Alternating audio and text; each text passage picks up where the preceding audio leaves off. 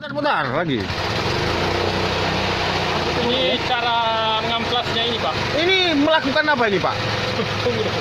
Karena terjepit ini. Woi, ini lagi melakukan apa ini, Pak? Ini, Pak, mengamplas ini, Pak, isi dalamnya, Pak. Ini tujuannya apa untuk dilakukan hal semacam ini? Ini kan kemarin dibuka ini kan melengket, Pak, di dalam. Makanya diamplas. Oh ya. Kalau cara-cara lain apakah tidak ada, Pak? Hah? Lebih simpel lah kalau begini. Oh. Lebih enak. Apakah ini tidak memberikan efek samping yang begitu merugikan bagi lingkungan sekitar, Pak? Tidak ada, Pak. Ini biar rata di dalam. Oh, begitu, Pak, ya? Iya.